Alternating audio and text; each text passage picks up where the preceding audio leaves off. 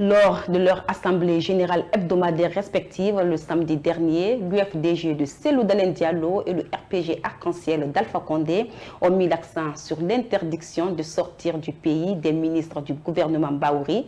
De part et d'autre, chacun a félicité cette décision des nouvelles autorités du pays. Et puis, poursuivi par la CRIEF pour détournement de deniers publics, l'ancien ministre de l'économie et des finances, Mamadi Camara, était à la barre le lundi 14 octobre 2024. Le procès a par la suite été renvoyé au 30 octobre 2024. Enfin, la Cour pénale internationale a annoncé le lundi dernier la reprise de ses enquêtes en République démocratique du Congo. Des enquêtes sur des crimes graves relevant du statut de Rome. La revue de presse est signée Mokhtar Kamara.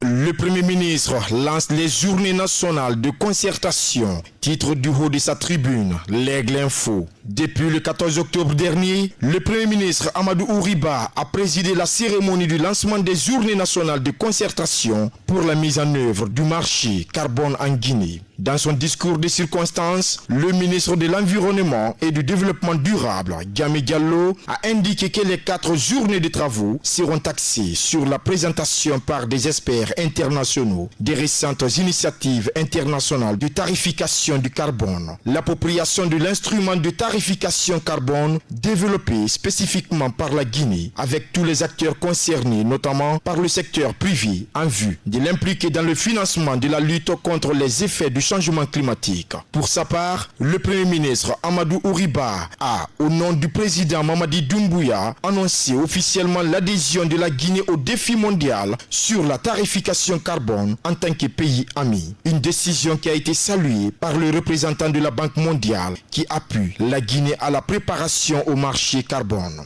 CRIEF, l'ancien ministre de l'économie et des finances, de nouveau à la barre, titre à sa une, l'Aigle Info. Poursuivi pour des faits de détournement de deniers publics, corruption et enrichissement illicite, portant sur plusieurs montants, dont entre autres un montant de 80 milliards 349 913 302 francs guinéens destinés aux fournisseurs. À la barre, Mamadi Camara a été confronté au rapport provisoire de l'IG qui l'incrimine sur sa gestion de 2018-2021, répondant à la question de savoir pourquoi il y a plusieurs variations dans la masse salariale de sa gestion avec une augmentation de 42 milliards de francs guinéens. Mamadi Camara a dit ceci: les variations ne relèvent pas de ma responsabilité. C'est le ministre de la fonction publique et le ministère du budget qui gèrent cela. Le jour où l'IG est passé pour l'inspection, toutes les fiches n'étaient sûrement pas disponibles. Sinon, je ne sais pas pourquoi il y a des parties vides dans le rapport de l'IG. L'affaire a été renvoyée au 30 octobre prochain pour la production du rapport définitif de l'IG. À part Mamadi Camara, plusieurs autres dignitaires du régime dessus sont poursuivis par la CRIEF pour détournement présumé de deniers publics.